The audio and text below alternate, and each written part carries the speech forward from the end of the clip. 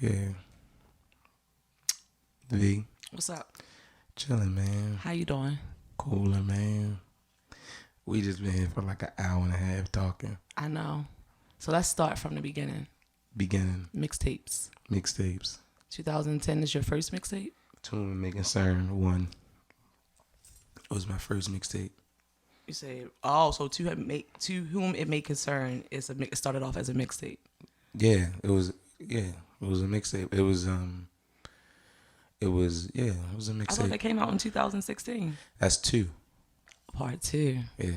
All right, so 2010, let's go back. Okay.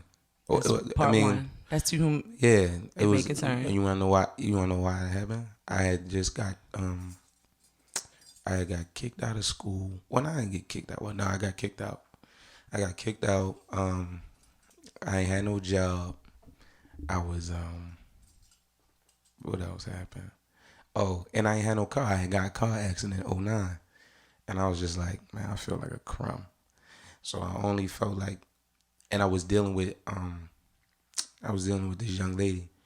And I felt, when you're dealing with like a girl and you start feeling like a crumb because you don't have nothing to offer at that time. I wouldn't know how that feel. I never dealt with a girl. I'm only playing. You know, talk about, you know what I'm saying? Like a guy or whatever. Yeah, right. Or maybe not because the feeling has changed for women and men. But nonetheless, I felt like they had nothing to offer. So I was writing down all these different feelings, woody whoop, blah, blah, blah. And then I just felt like I was nice in the niggas too. Like, you know what I'm saying? As far as your artistry, rap, no, writing? just rap, not just artist, just rap itself. Just rap itself. I just felt like I was nice in the niggas. So I was just like, I'm gonna put out a mixtape.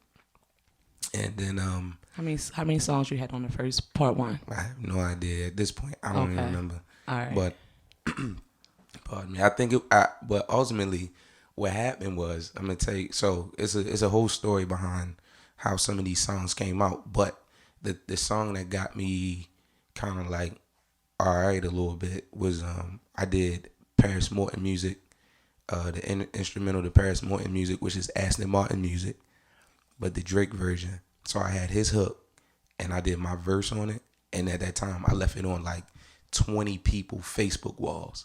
You know what I'm saying? Maybe more than 20. I was up late that night, and everybody thought that I actually had a song with Drake. So me being the capitalist, if you will, like I am, I just was like, I'm not gonna tell them that I don't. You feel me? So everybody thought I had a song with Yo, whatever. It just was a cover. And that's all it was. And I got I had the instrumental sent to me, and it is what it is, and that's what kind of propelled my music career, so to speak. So that's what started off the first mixtape. Yeah, that whole thing. It was called A Song for Champ, and it was about how the girl hurt my heart and all that stuff. You've been writing for a long time. Yeah. How long? I've been writing forever. I've been writing since I was like 16. I'm sorry, I'm lying. I was lying like 14. Started writing when I was like 14, but I started recording when I was 16.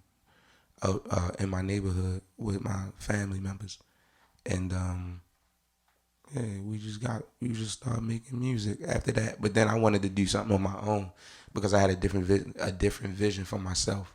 So after you dropped your first mixtape, you went into your second one, which is in 2011. 11. Okay, what's the Cuffing title? Season. Cuffing Season. Yeah. Which is no. So was that about a girl too? No, it wasn't about a girl. It was Cuffing Season. And to be honest with you, I had to make up a name that would So wait. Cuffing Season. I think everybody should know when you hear Cuffing Season, what comes to mind. Cuffing is Season. Yeah, Buddha. Yeah, LMA. That's what you think. Most people do. Right, but that's what I'm saying. I had to name the second one something that had so much shock value that it would catch the ears of people. And then it was like, once you start listening to it, you know that it's good music on there, whatever. And that be what it is. But that's what I wanted. You know what I'm saying? But I couldn't find a real meaning to, how could I attach Cuffing Season to the music that I was making? It was no real reason. It was just Cuffing Season, the title, had a lot of shock value to it. And I don't know, that was like, that'll get a lot of traction. And moved on. At that time, I didn't really know what I was doing. Not for real. I mean, that was my first attempt at creating songs on my own, and I was like, I was just trying to make the best music possible. You know what I'm wanted saying? did you want to focus on your writing skills more Nah, so than the music, or everything. I honestly, you said you was rapping since 14, right? but I wanted a hit though. I wanted a hit. I got like this song I got this song called Maserati Music.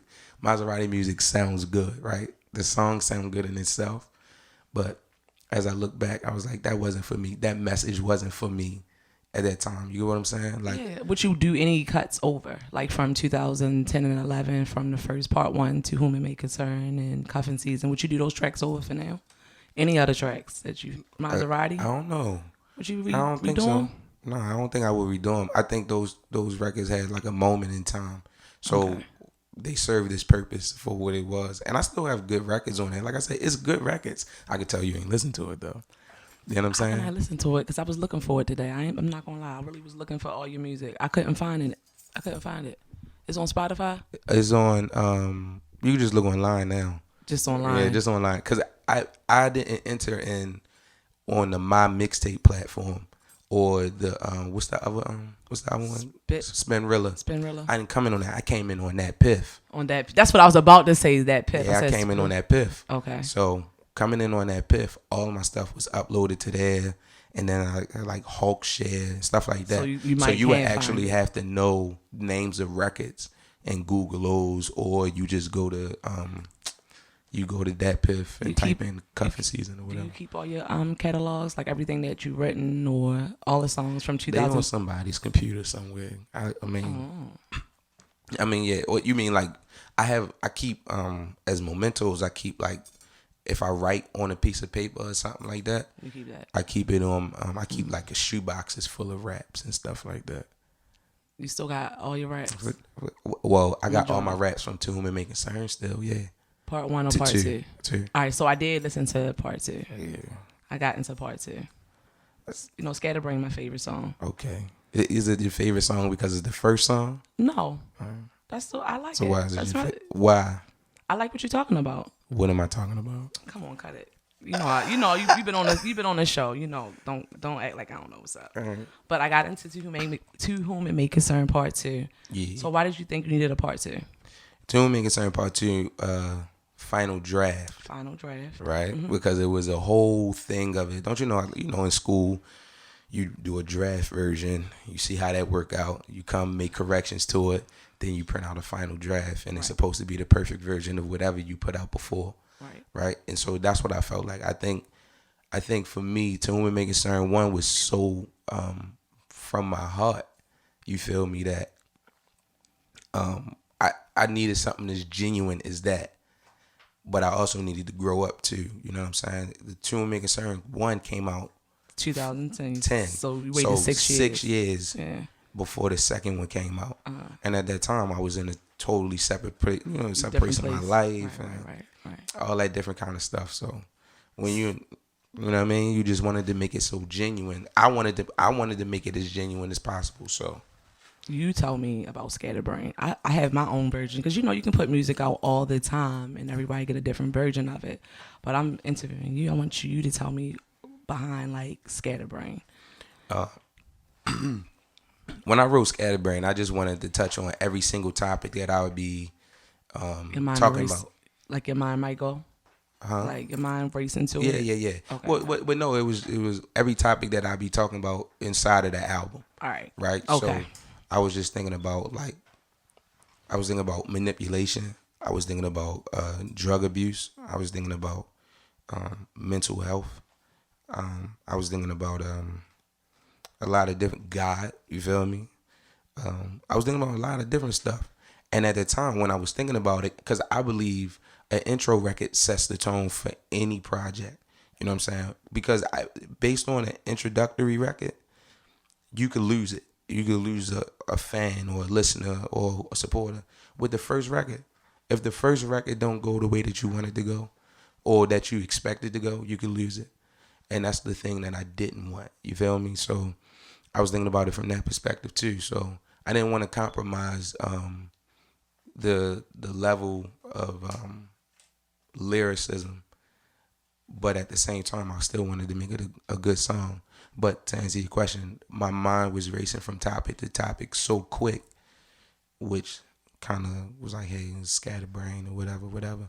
It's just so, it's like we could be talking about something right now, and that could stem another conversation, which can stem another conversation within like 5 minutes, and you wonder how we got so far left from our initial topic. That's all that was. Aereo's Life in Hell. Yeah. Tell me about that. That was, it shocked me at the end. But tell me a little bit about what happened. Why? I mean, she got shot. Yeah. She was messing with somebody. It seemed what I got from it. I want you to tell me. No, I'm just saying. You want to know what I got from it? Yeah. It seemed like I don't know if it was you, but you met up with her and y'all was kind of like conversating and conversing, and she was just like, "Look, you know, her relationship wasn't that serious, pretty much, but she was in it for, I want to say, money." But go ahead, I'm listening to you. It seemed like he was abusive, but she was there for the money. That's what I got from it. And she was trying to get out. I think he was, trying to get with her a little bit. That's why I want you to. That's why I said I got my own thing. I got my own thing from it. You tell me. No, I get you. So ultimately, the story is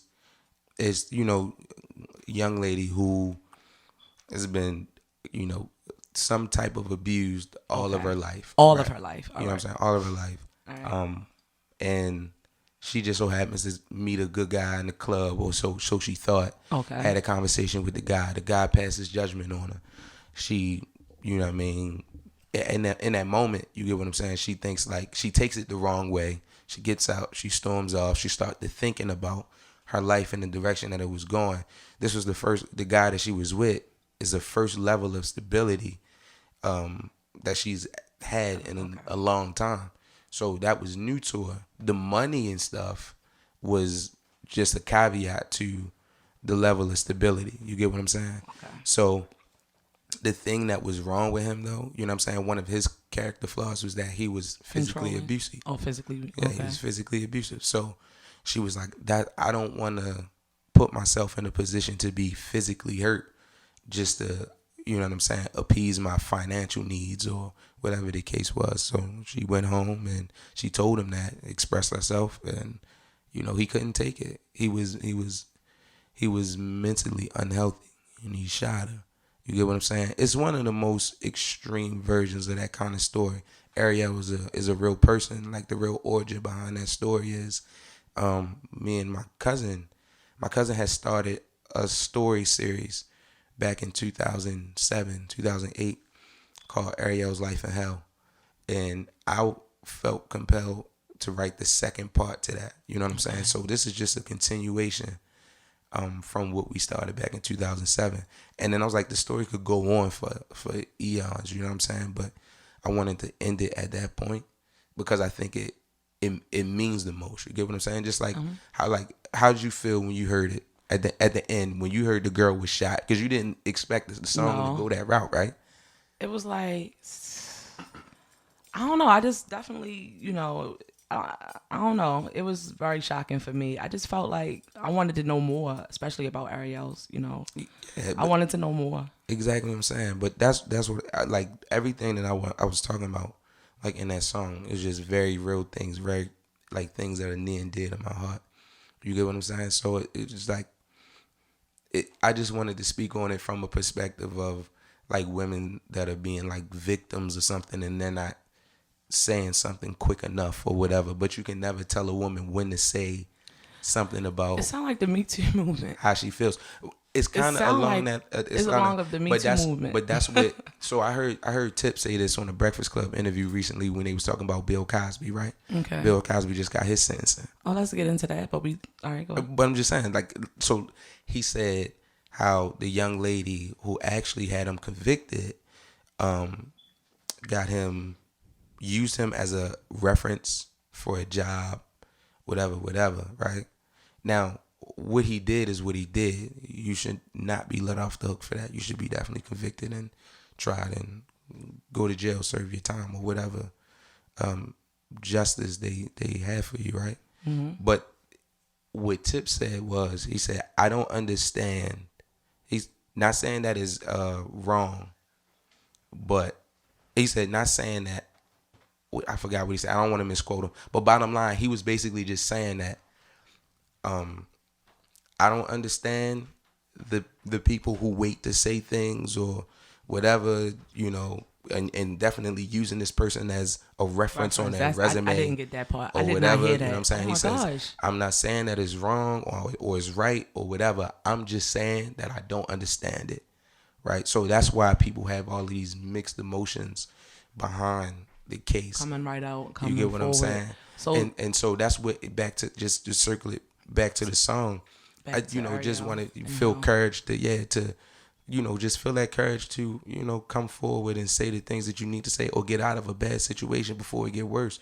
You know what I'm saying? I was inspired by like stuff like Love Is Blind by Eve. And stuff like one that. of my favorites. So, speaking of the Me Too movement, what is your stance on Bill Cosby?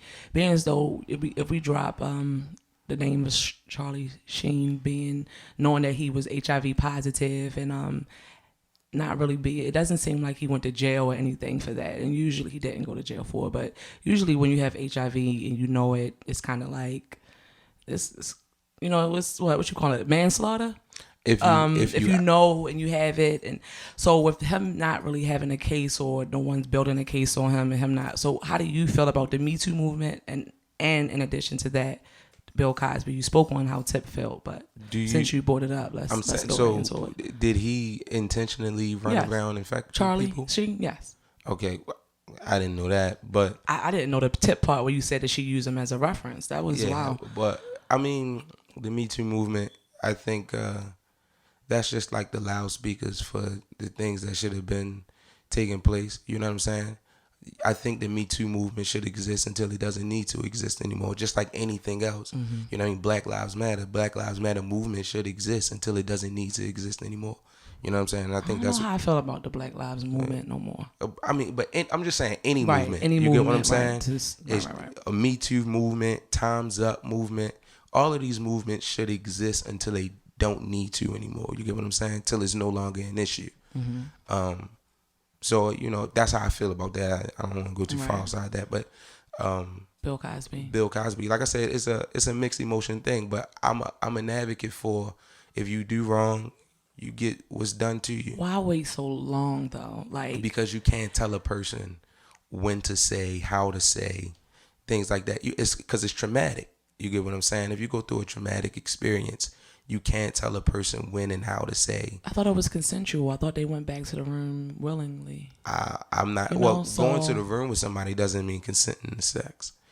And even if you consent to sex, that don't necessarily mean you consented to having something poured in your drink. Right. You get what I'm saying? Some kind of altering substance. Yeah, that's not a consensual thing. But, like I said, if you did something, if you do the time for that. You know what I'm saying?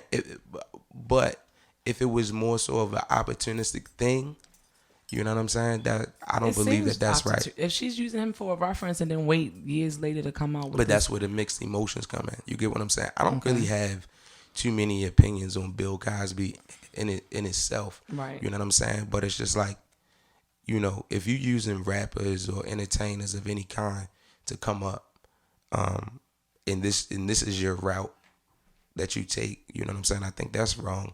But if you did it, then you got to do your time for it. Bottom line, you know what I'm saying? That's with anything, though. I agree. I can agree on that, but I still think Charlie Sheen needed to do some time too. Yeah, I mean, of course. I mean, absolutely. Okay. You absolutely. Today. You know what I'm saying? So back to whom it may concern final draft. You got 14 cuts. Mm-hmm. Did you write everything? Every last song? Except for, I didn't write a hook on there. I didn't write one hook on there, and that was the hook for These Wings. Husky Hazel wrote that hook. Is that the only track with a feature? Was the only track with a rap feature. Yep. That's what I should have said, right? Rap feature, yeah. Okay. All right. So why not? You're not big on features? Tell you the truth, I want to do features and stuff, man, but it's just like I don't have time for like the crazy type of so-called business things and the politics behind it all. I don't have time for that, like as far as rap features go. You know what I'm saying? Like you want to work with artists, and some artists will work with you just based on how, excuse me, how much, like how invested in their craft that they are. You know what I'm saying? They want to work with you just because they know it'll build their catalog up. It'll help both of y'all out. It's beneficial for both of y'all. Some artists feel like, I'm gonna tell you, like I said, I'm gonna tell you the truth. So what I don't have, I'm gonna give you an example. I mean, I got my cousin. He had a local celebrity jump on one of his records. The local celebrity charged him $500 to do the feature, right? I understand your price, right? But the dude jumped on the record, freestyled the record, and then sent it back to him and didn't even promote it at all, right? It's $500. And I can understand if I pay you $500 and my song is getting traction. If my song is getting traction just because your name is attached to it, by all means, charge me that. But you need, if for $500, if I'm paying $500 to a local celebrity or a local artist, and I hate using the word local. I apologize, not local. They need to promote it. Yeah, I want you to help promote it. Mm-hmm. You get what I'm saying? But help me work the record. You know what I mean? Make my $500 be worth something. So, you know, and that may just be my stance. But the politics behind rap features and stuff like that is the thing that I don't want to deal with. So you just rather go without. For sure. So these wings with your feature, it just organically happens. Exactly. Any rap feature that I have is an organic thing. You get what I'm saying? And I don't mind reaching out for features or whatever, but just let me know what it is up front. You know what I'm saying? Tell me if you can do it, if you want to do split sheets, if you want to do song for song, just let me know how you want to do it up front. That way, all of the politics is out the window and we can just go ahead and work. You know what I mean? Create something. We still on To Whom It May Concern, final draft. Yep. You see me, I keep throwing that in there. Yep. How did the saxophone, it seems like as you was transitioning into the songs and your interludes and your skits, which is dope. You know, we don't get those skits and stuff like we used to. We used to get skits on everybody album, or all, like it used to be a couple skits, more than one. What and how did the saxophone intertwine with? Well, I was two? watching. I used the saxophone because I was watching Boys in the Hood, and you know when Ricky got shot, Yeah, and it was the saxophone playing in the back. I just felt like without that saxophone and watching Ricky get shot, how would that feel? You know what I'm saying? I think that the sax kind of made you feel a certain kind of way. It did. You get what I'm saying? So I wanted to utilize that in the album too. You know what I'm saying? Like the sax and the skits and all of these different things throughout the entire album. Yeah, which in hindsight I think was kind of, you know, it for one person it could be dope, but I think it may be a little excessive. It wasn't at times. You know what I'm saying? Maybe that's just my critique. No, because it was your final draft, I thought it was really dope. I thought it was really dope. Yeah, no, but that's what it was. Like, you know what I'm saying? It was just me trying to like create that. I don't think no one local or anybody that's an artist or even national artists, nobody think about using that. That was very creative to me. I thought it was dope. I don't know. I can't say that. You know what I'm saying? I haven't heard every album from every artist on every level, but you get what I'm saying? Well, 2016. Well, really, who doing it? I don't know. Nobody. Stop trying to be modest. Cut it. No, but I'm just saying, I try my best though. Like, you know what I'm saying? That's one of the things that I wanted to implement. You know what I'm saying? Is to try to tell a story creatively and actually put you there. You know what I'm saying? If you can imagine that, it's just like being in that setting. Well, Kendrick uses a lot of instruments in his album. Yeah. But before Kendrick was doing it, not too many people. I mean, we would have to go back and forth about it. Yeah, that's another time. All right. Cool Daddy. You're Cool Daddies. Cool Daddy, Slick Man. Yeah. Cool. I like the fact that you was dropping labels and the prices and stuff like that, but he went back to McDonald's. Elaborate on that, business though. he worked at McDonald's. Elaborate. I'm not laughing. No, elaborate on people putting their priorities in the wrong places, being labels and spending a lot of money on shirts and belts, but they might work at I mean, do what you want. You get what I'm saying? I'm gonna tell you that the song was inspired by, I used to work at Hopkins, and I was working with this dude. And every time, like, we would always talk, and he would say, "Yeah, I'm about to go buy." Mind you, at that time, our checks was only $330 something, like a week. You get what I'm saying? It was $330 something. And if you ain't had taxes taken out your check, because everybody would go exempt. You feel me? You do the exempt. I did exempt hustle. a couple times. Yeah, you do the exempt hustle. It will be, if you didn't work no overtime, it's $380 something. How you got this man figured out like this? Because I did it. I was a part of it. Listen. Figured out. So when we would talk, right, it's homecoming coming up. And he said, "Yeah, I'm about to go grab this Burberry shirt," right? This is a little dude telling me. And I said, I said, "Yo, Burberry shirt, how much that is?" He said, $200 something. I said, "Cause you only make $330. Nigga, I'm exempt." All right, my nigga, you make $380, right? So it's like, you make $380, about to spend $200 something on a shirt, and then you got to get to next week too. True. You feel me? You feel me? I've been there with you. He probably gonna ask you for a loan. Man, like, let me hold that 20. It's dead. I make what you make, champ. I can't help you. I got bills. You feel me?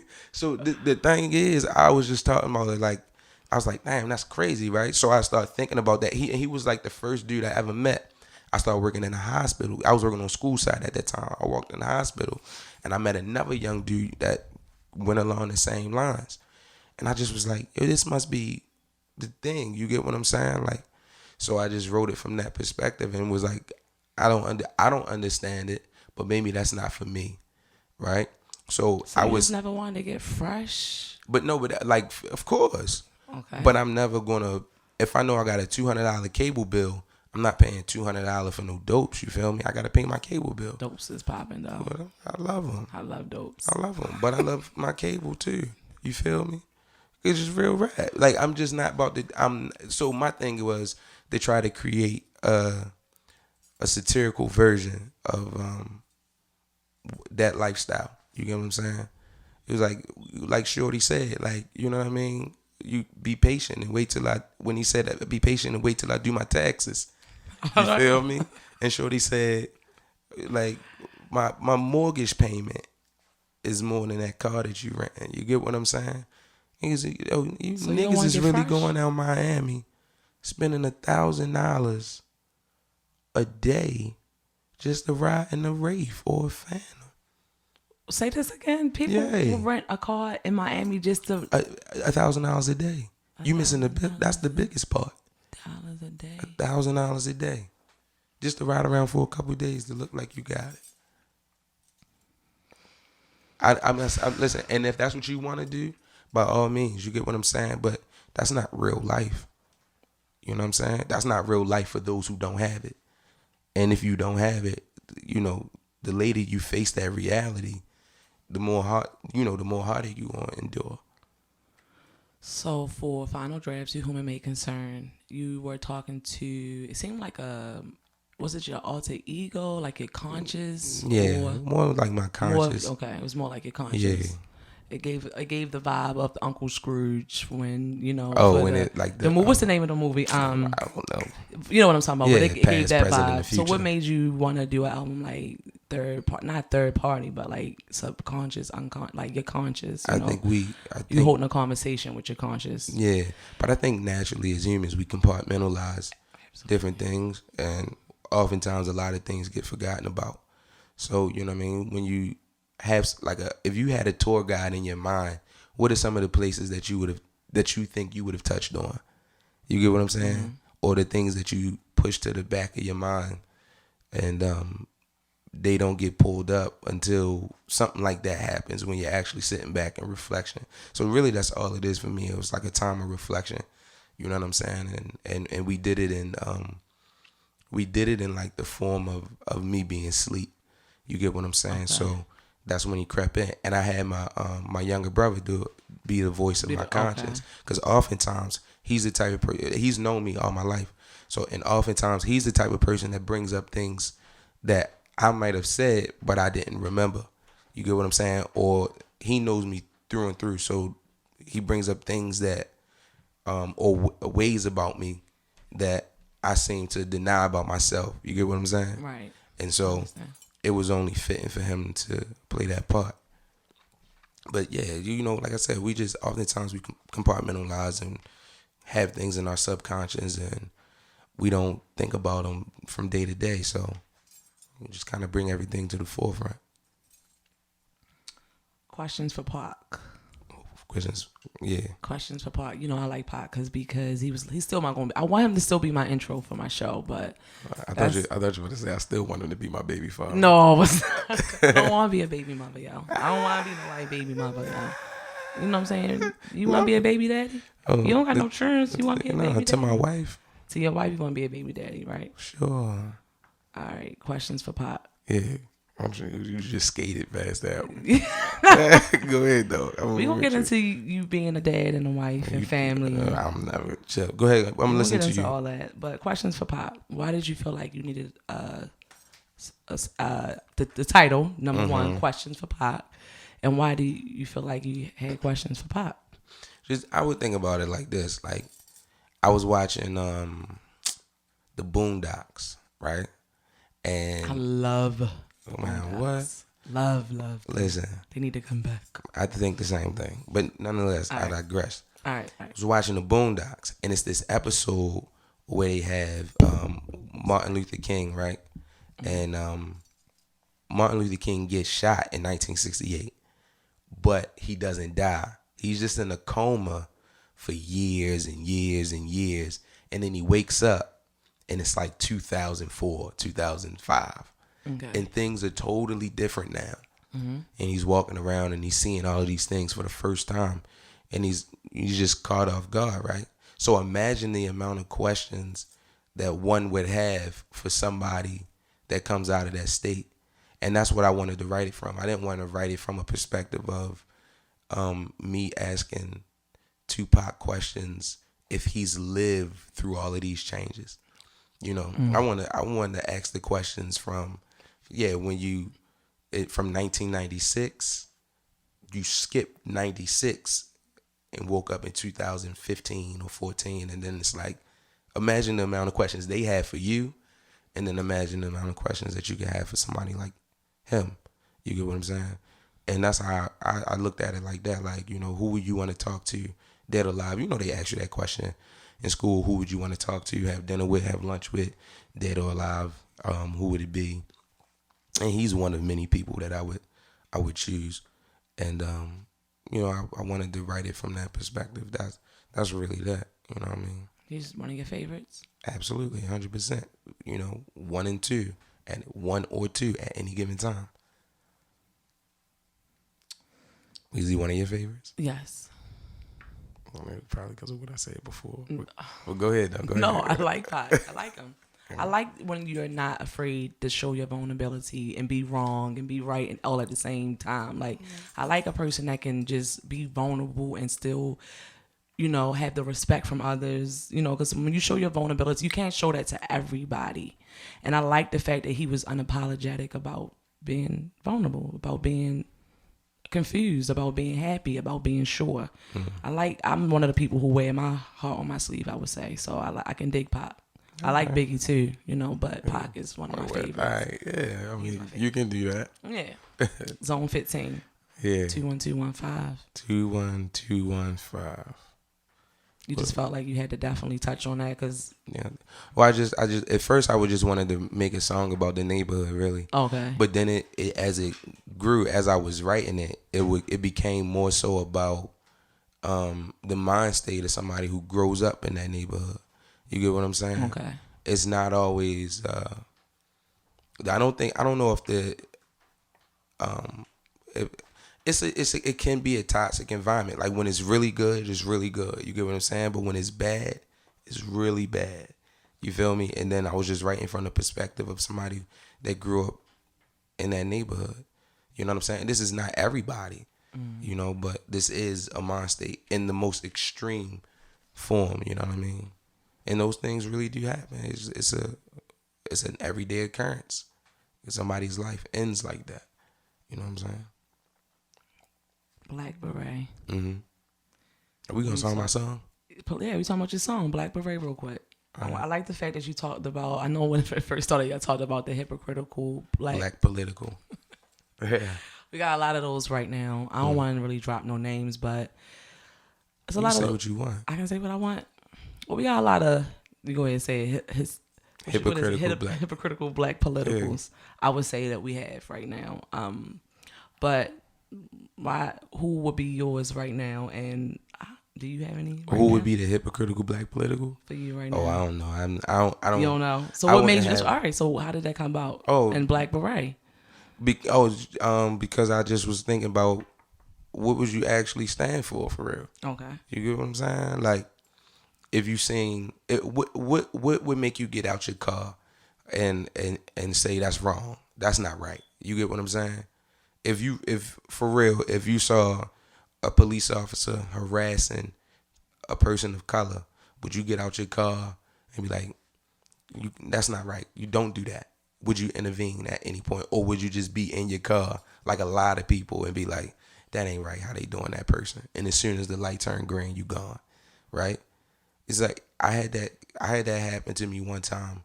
It was this young lady. She was walking down the street with a guy, whatever the case is. Make a short story shorter, guy was beating on her. You get what I'm saying? And I was just thinking like, and she just kept pulling away or whatever. And I was just like, well, this is at that moment I thought about it like, damn, like this is really one of those times you can stand up and you can say something. And then, I goes to put my car in park or whatever, about to get out the car. The squeegee guy said something before me. The little, the dudes out there with the squeegees, they said something before me. You know what I'm saying? Really got Joe out of there. Mm-hmm. So, you know what I mean? But it was just, it felt like that was just a testament to where I was. And that was just a testament to the song, really. You know what I'm saying? It's, Black Beret. Like, what do you want for real? You know what I'm saying? Do you really want change? You know what I'm saying? That's why I say all of these organizations and all of these movements should exist until they don't need to exist anymore. Colin Kaepernick. Yeah. Let's talk about the movement behind him and NFL and having a platform and having a voice. And do you think it's supposed to be used when you're an entertainer or an athlete for social injustice, or do you think it's supposed to be just for entertainment, just for the sport? I believe you can do what you want. I believe you could do what you want. A lot of people was like, for Colin Kaepernick, is like, just play the sport. We don't really care. You know, do what you want. You get what I'm saying? That's what he wanted to do, which ultimately put him in a compromising situation because he no longer has a job as an NFL player, right? But you do what you want. If that's what you feel, so if you feel strongly about that, by all means. But the thing is, I think it's more so of a conversation starter and more of a think piece, so to speak, because now you got a lot of people researching their rights, what they can do, what they can't do, what they're entitled to, how a police officer is supposed to treat them, so on and so forth. So I think it worked in that regard. You get what I'm saying? But how does it really implement real change is the question that I think that most people would, from my conversations, that most people would like answered. You get what I'm saying? Marshawn Lynch been doing a lot, and that's what I've been saying. I just had this time. conversation and a little while ago. A lot of people know about Marshawn Lynch. You know what the answer I got to that was? All right, what? I got I was talking to my good man, Black, and he was telling me. I said, "Yo, he been doing that." And he said, they probably ain't say nothing to him because they just thought he was an ignorant hood nigga. You get what I'm saying? But he's actually the opposite. He's very intelligent. Oh, for sure. I know that. You know that, right? You get what I'm saying? Right. But maybe that's what people think of him. Right. You get what I'm saying? And they see Colin different. You get what I'm saying? But yeah, Marshawn. Because he light skinned. What? Is it because he beige? I mean, light skin. I don't know. Huey P was light skin. So I wonder why because Marshawn Lynch didn't make a lot of thunder. Like it didn't cause a lot of roar. Because I think that was for him more so than anything else. You get what I'm saying? Okay. I think it was genuinely for him, and that's why he was doing it. So what do you think about, behind the Colin Kaepernick and the Nike deal, and a lot of you would say white Americans was kind of like, I'm not wearing the Nikes anymore. Forget Nikes. I'm burning them up. I'm cutting them up.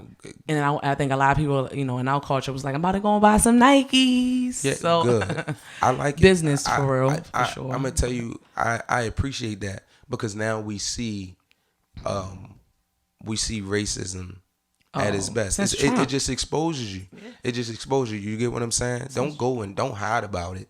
You know what I'm saying? I want to see you. Oh, you not buying Nike no more? Okay, cool.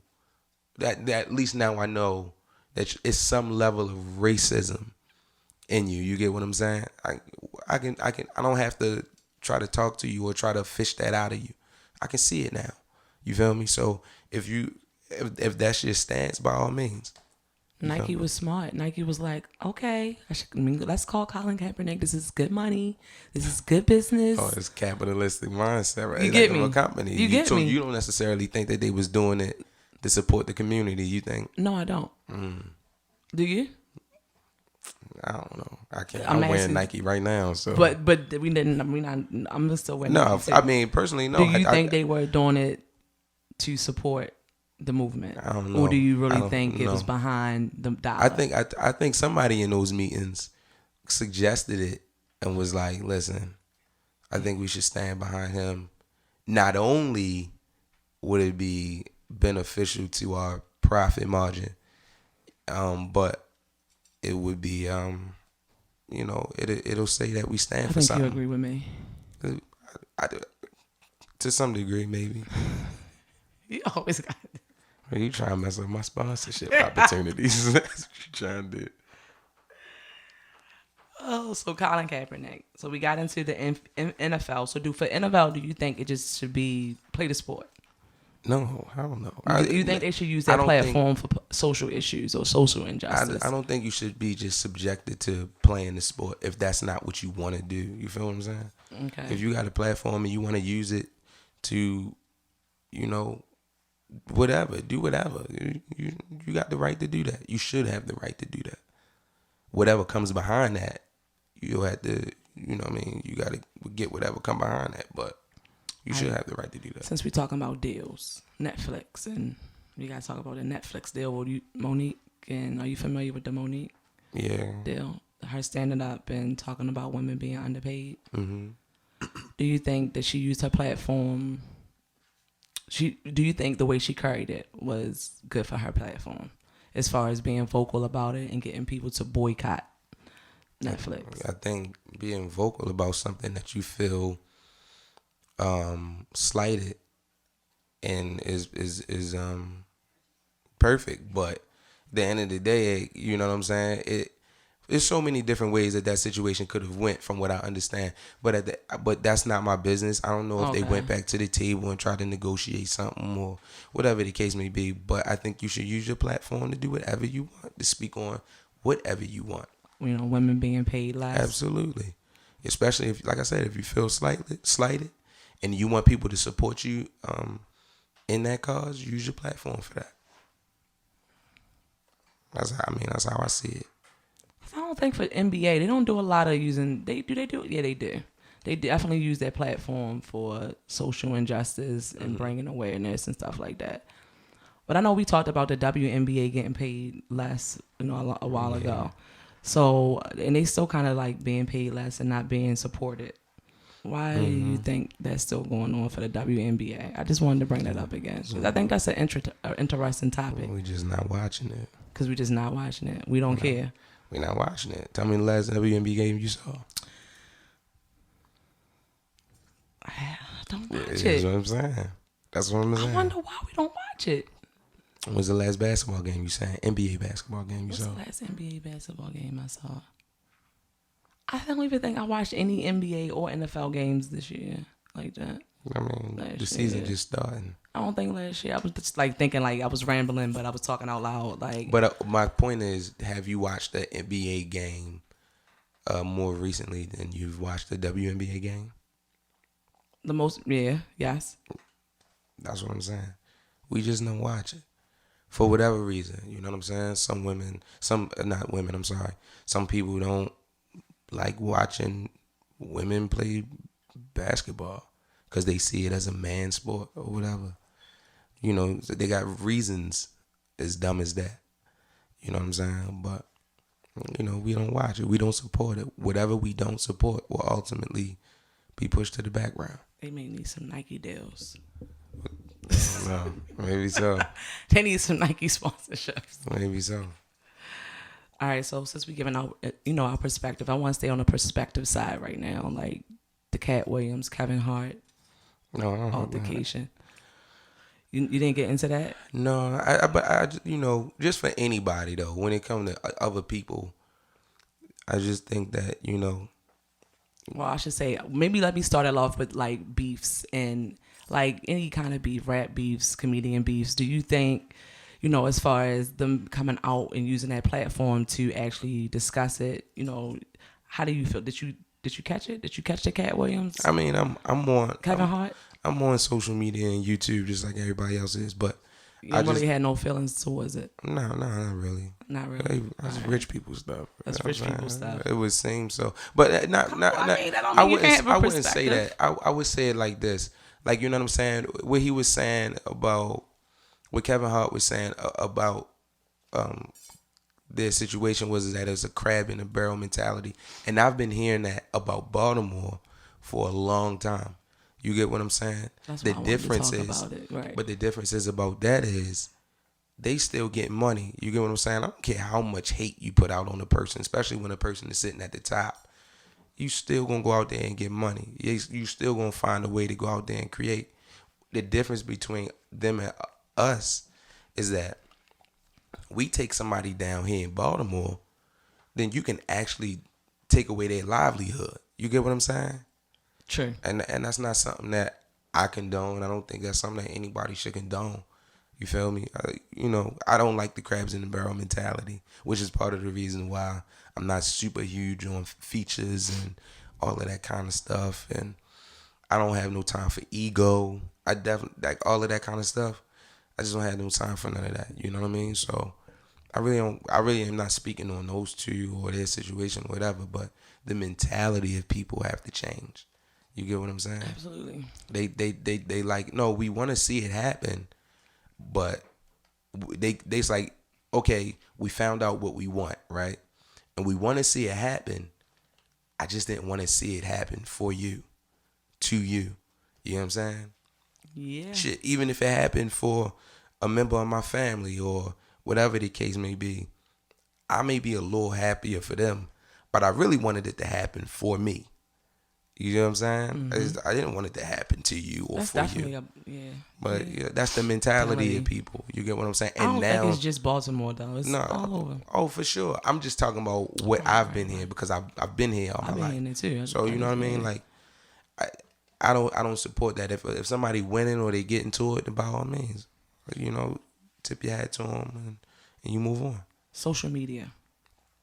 I hate it. Social media, with you being under 30, so, was it a big part of, how you got started in music? Like, how do you feel about social media when it comes to... music? Your last post was June the 28th. Oh. What's up with that? On Instagram? Your last post was in June. This week, October? I hate Instagram. I hate social media. I think I do too, You get what I'm saying? I love it as a tool to get whatever you're doing out there, but I hate it as a I hate it as like this personal thing that we use or whatever to for our greed. Those type of... All right, so social media is like that. You like it for the business.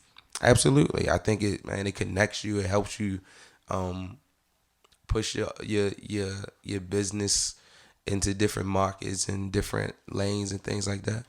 But for me, I love it for that portion of it. You get what I'm saying? For the exposure and all of the new business that it can bring you. You know what I'm saying? But I'm just not for a selfie guy. I'm definitely not Filter. no selfie guy. Filters. I'm definitely not no selfie and using a filter type of guy. So I've never taken a selfie you have with me. in my life. You I'm have. talking about me. Oh, Like I'm taking my phone. You took that picture. That's not technically not a selfie. sure. So I see. That's what they say, right? I guess so. So social media, you said you hate it just for the business to push. Yeah. That's it. That's why, like, it's just so much extra work that you gotta. I'm not with all that, man. So what if a girl on social media slide in your DM? That's okay. You wouldn't respond? No, I respond and I'll redirect See, to so my music. You get what I'm saying, or whatever I had going on. So you never slid nobody DM? No, on I'm social not a media? DM diver. You're not a DM. Nah, I'm not. I'm not a DM diver. You're not a DM diver. I don't do all that. Nah. Why not? I watch the Insta stories. I tell you what I do. I watch the Insta stories though, and if I find it funny, I'll comment LOL or those crying emoji face or whatever. Okay. But I'm just not a DM diver type of guy. That's never been my style. You know what I'm saying? I'm big on conversation and interpersonal interactions. So I'm a like that's how I want to get to know you. You know what I'm saying? If that's how we going, if that's what we then the intention is. But if that's not the intention and you just want to discuss business in the first place, that you get to come across me. If somebody in your DM, do you really think they always? Well, some people do come in your DMs for business. For sure. We talking about a lady. Okay. A lady, and she pretty. She your type. Yeah. You're gonna be like, oh yeah, can you check out Inebriated Dreams is coming out. For sure. You're not gonna say, oh, what's your number? Are you single? Nah. Are you single right Yes. now? You are? Why is that a surprise for you? I'm surprised. You geeking. You're single now? Why? Yeah. Why are you single? Because last relationship didn't work out. And What you do? What you do? come on. Say what happened? We just wanted two different things at two different times. And that's how things work. When things didn't work out. So we had to move on. Are those conversations supposed to happen early in a relationship to see if y'all on the same page? Why you wait to know that y'all on the same page? I think those conversations need to continue to happen. You get what I'm saying? Mm-hmm. I think they should continue to happen. To see if y'all still on the same page. Absolutely. Because people change, right? Absolutely. Okay. Something could change for you in your life right now, and things that you thought you was going to do next week, you're not going to do it because things just changed for you. They just shifted. True. So you know what I mean? You can't do them. And so that's why I think it's a continuous conversation that needs to be had. And, things change. People change. You got to move on. Do you think chivalry is dead? No. You think people, I should say guys still hold doors and buy flowers and all that good stuff? I think they should. You think they should? You a flower guy? Yeah, for sure. I cannot see you buying nobody. Why not? I bought plenty of flowers in my day. Okay. But why not though? Why? I don't know. Why? I don't think you don't think be I'm like, a look, they chivalrous die. guy. I'm right here. I can talk to you. You seem like the kind of like, no, I ain't buying no roses. They die. I don't die. My conversation don't die. Nah. I mean, no. It's not about that. You know what I'm saying? It's about the gratification. It's just like a person that, whatever. It's just about No. It's just, go ahead. No, it's just about it's just like the person who posts a picture on Instagram, and if it don't get enough likes in enough time, they take it down. You get what I'm saying? I just feel like it's a wasted picture. It's all about a feeling, and buying a woman flowers makes them feel special for that moment. You know what I'm saying? And that's the things that you're supposed to do for the person that you're interested in. You have a type? I don't think so. Why you say you don't think so? Why you don't know? I don't think so because it's like, I think types, when somebody say, it's the funny thing is like when people say types, people usually mean, are they aesthetically pleasing? Are they attractive? No. That's what types usually mean, yo. Aggressive women, passive women, short women, I'm telling tall you, women. I've seen some of my homies endure some of the craziest things just because their girl was attractive. All right, so now I'm asking you. All the type stuff go out the window if she attractive, I'm telling you. Do you have a type, Jamal? I don't know. Maybe. Blizz, do you have a type? Nah, maybe. Possibly. What you mean? Maybe you gotta know. You like aggressive women, or you like? I did. So, if you want to, okay. So how about this? Yeah, I want to know. You run down some things, and I'll tell you if what I like or what I don't like. Go ahead. A woman who speaks up for herself. Of course. You like it? Yeah. Why is it overwhelming for some men? I guess because they don't know how to actually have conversations, and because I don't think anybody or any woman is to be handled. You get what I'm saying? I don't think anybody is to be handled. I think we should come to a compromise though. You know what I'm saying? And sometimes you gotta have more conversation than what you thought you would to get there. You know what I'm saying? What if you have a girl who doesn't like having conversation? Well, if that means you're kind of like you're stubborn or you're bullheaded, which is oftentimes can be sought as a character flaw, and if you if you don't acknowledge that, that doesn't work in a relationship. Not at all. Situation. So I don't think that's a type thing. I just think that some people don't like a woman who talks or might not hold a lot of conversations because they. No, I'm talking about being stubborn. Stubborn. You know what I'm saying? I don't think that's a type thing. I think just that, you know. I'm talking about talking, but they could come off stubborn. You know, possibly to some people, but a woman who speaks up for herself, yeah. I mean, don't get me wrong. I don't like you keep on sending plates back to the kitchen after you get your order. After they get your order wrong, you know what I'm saying? Like 100 times, I don't like that. Makeup. Are you into makeup? Am I into makeup? No, I'm not. So your girl, she can just. What about? No, are you asking? Not you into makeup. Right. The way you asked the question was crazy. Why are you doing this? You know what I mean? I'm just saying. You talking about types, women. No, what you like. I mean, do you like women that wear makeup? If that's what you have to do to make yourself feel a lot more attractive or prettier, or if you do it for you to make you enhance yourself or whatever, by all means. Not all the time. Sometimes. Okay. I mean, why do you wear makeup? For the camera today. But period. For the camera today. On a usual basis. It'd be an event or an interview. I don't like wearing makeup. Okay. I like jeans and a t-shirt. Okay. I like to I do like eyeliner. Like I feel like eyeliner is like my thing. Why? Because I got dark eyes, so I feel like it make my eye be like pit. Make my eyes go pit. Or they make them pop. When your eyes pop. Yeah, so I can just do eyeliner. Eyeliner. If my eyebrows arch them straight, I don't have to have on makeup. But I try to beat my face for you, you know, for this camera. All I'm saying is, do you like makeup? Nah, it's not about me if I like it or not. Do you like it? Oh, so it doesn't matter. What if she wear it every day? Nah, I mean, I don't care if you wear it every day. Is you laying in the bed with me? What if she lay in the bed with you? I'm not really a fan of all that. Thank you. No, that's all I wanted you to say. Pillowcases all messed up. And thank you. You gotta, no, I'm not a big fan of all that. But if you want to wear it every day and you still keep your skin healthy and all that, by all means, do what you want to do. But I'm not the hugest fan, no. But at the same time, I'm not gonna. Yeah, you know what I mean. Love. Mm-hmm. How do you feel about love? It's necessary. How do you find balance? Within what? You touring. You do a lot of touring. You do a lot of music in studio sessions, and you leave in Baltimore. Like, how do you find a balance with relationships and love and stuff like that? Is that why you currently single? Why is you? It's funny. I like how you threw that in there. Candid conversation. I like how you threw that in there. No, it's not why I'm single. I don't believe so. I am busy. Everybody's busy though. You feel me? Mm-hmm. I think you find balance with the one who's understanding. Is, you know, I don't have a conventional job, so to speak. You get what I'm saying? So it's not always easy to deal with or put up with my schedule, right? But at the end of the day, you know, I think understanding, you know, supersedes all things.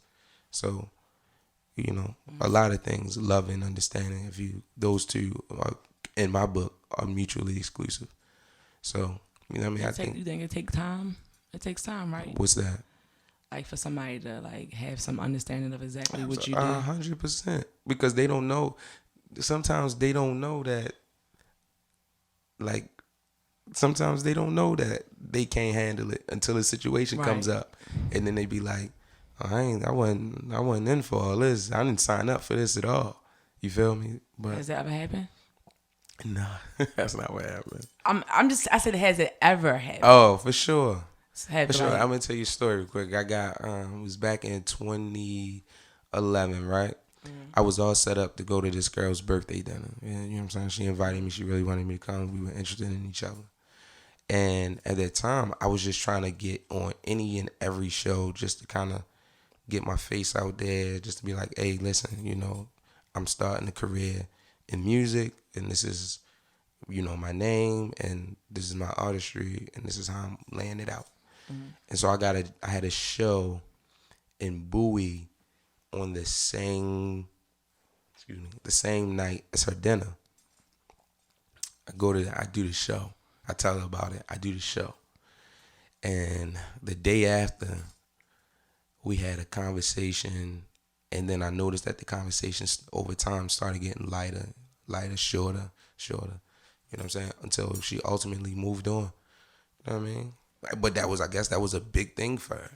It was like, because when you tell somebody a rapper nowadays, it's kind of like, oh, you're a rapper? Okay. right. Cool. You got a studio in your basement. You do a couple open mics here and there, whatever, which is nothing wrong with none of that.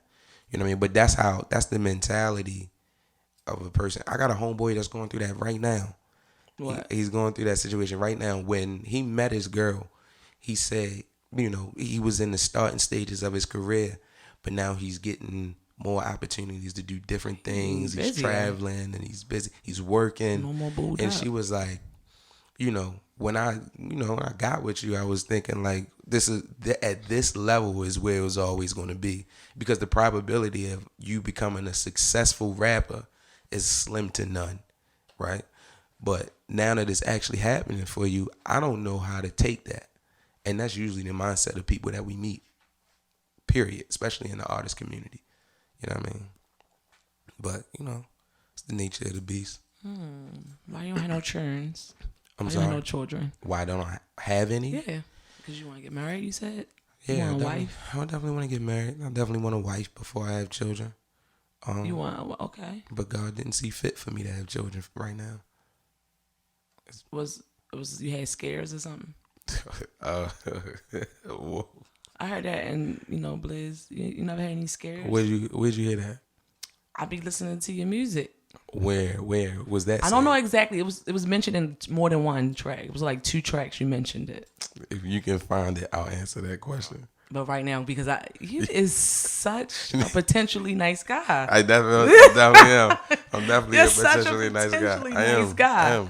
I am. So no children right now. No. Why you smiling so No, hard? laughing at you. Yeah. So you want to get married? So you see fit when about 5 years? You don't want to put a time on it? No, I don't. Why not? I really thought I was going to be married by like 30. I was just trying to beat my pops. I'm going to tell you the truth. My pops had me when he was 29, 30. Okay. Right? So I was trying to either meet him or, go a little bit past. You know what I'm saying? But 30 coming up soon. So, and I'm not in a position to even... Don't be sweating because you about to turn. So now I'm chilling. 30 is popping, I believe it. It is. Yeah. You really know who you are for the most part. A lot of stuff. That's when you found out who you were? No, I've been knew who V was. Oh, talk that talk. Talking ish. That's my segment. Ooh. Okay. So you putting a time frame on it. You said no. I'm not. Not no more. You had No, one. I'm not. I mean, whatever happens, you know what I'm saying? How do you feel about a woman approaching a man for a date? Honestly, a I have relationship, getting married, anything like that? Like, I want to have some kids right now, Blizz. Oh, that's crazy. That's crazy. So how would you feel about that? No, but I think that if a woman that's being assertive. Your face is like, wait. No, I'm just saying, like a woman being assertive in that regard, if you're interested, I don't see anything wrong with shooting your shot. Go ahead, shoot. You get what I'm saying? I think one of the things that I see wrong with situations a lot of time is that we have every intention of going into it with this person being the person that I'm going to be with, or I'm trying to pursue a romantic relationship with this person. Not understanding that you could jump in somebody's DM or whatever and then have, the best conversation, and now they one of your best friends. You get what I'm saying? Or you can have people that you can fill out and be like, oh, this would be a great business associate. I thought that I was going to have somebody to, be intimate with or whatever, but this is a great business associate. And sometimes you might strike and get the person that you fall in love with, but. So how you feel about a woman proposing to a man? I just don't. I mean, I think that's one of the responsibilities saved for a man. How you? I mean, how would it feel if somebody got on their knees like, please get up. You tell them get up. Hey, stand up. Yeah, I would feel crazy. But if she holler at you, that's different. But you need to seal a deal with the proposal. Yeah. For sure. She got to have convo. It seemed like your girl got to have some convo or something. She got to be able to have some convo. Why? I mean, who wouldn't want somebody? I'm telling you, there's a lot of women who don't have. I know a lot of women who don't got convo. If you can't talk to somebody, if you can't have conversation with somebody. A lot of people like that, honey. That's crazy. There's a lot of people be like, I'd be like, oh, you. I'm not saying I don't, but listen, I believe you. I ain't a talker. I believe you, but all I'm saying is that's not for me. So, all right. You don't need to be a talker. I don't want you to be over talkative. Okay. You feel me? But just we got to be able to have a rapport, like converse. We need to be able to have conversations with some depth. You feel me? We need that. So, do you think it's important to know, like, to meet the family, her mother, her father, before you kind of like seal the deal? 100%. Because a lot of people might wait. Like in my last relationship, I didn't meet, I think, his mom until like 6-7 months into the relationship, almost a year. That's cool. Something like that. That's cool. I'm big on that. So how soon you think it is? When I don't have no time for no it. time. Okay. It got to feel right. I honestly want to push it back as far as possible. But tell you the truth. Because you're potentially a nice guy. Yeah, right? Definitely potentially a nice guy. But that has nothing to do with it. Okay. The bottom line is... You just said you was pushing it back, though. As far as possible. Because that's big to me. You don't want to settle down?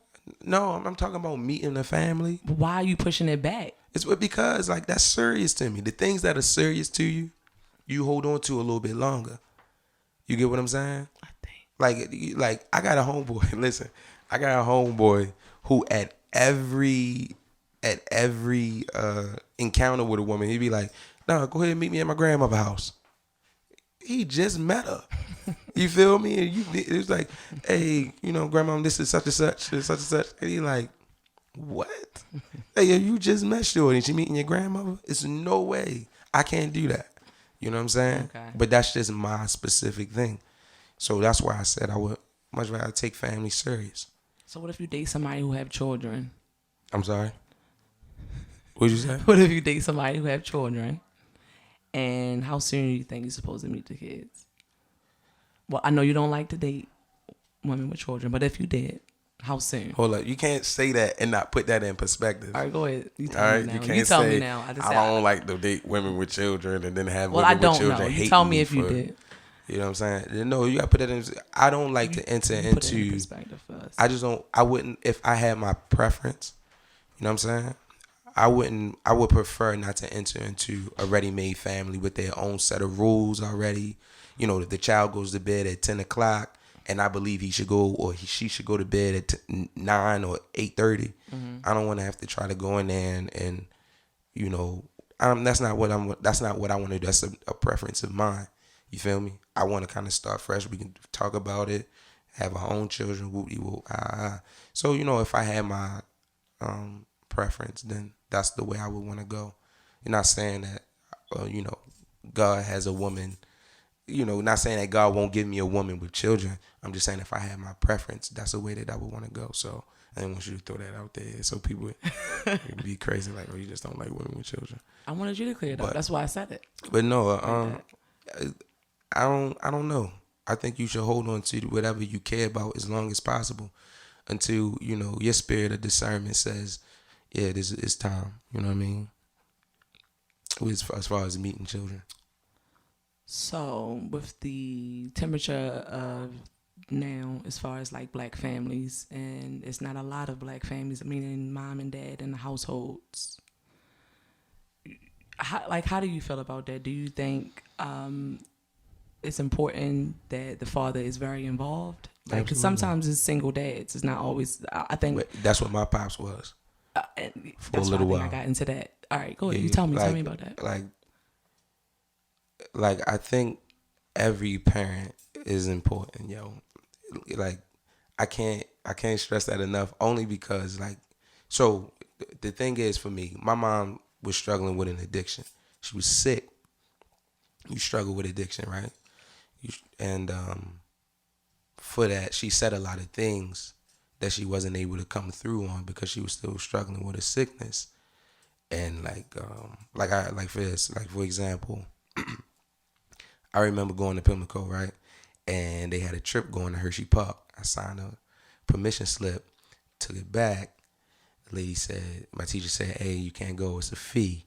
You know what I mean? Then my moms came down and they were like, listen, you can go if your mom's decides to be a chaperone. Okay. Right? They was cutting deals like that back then.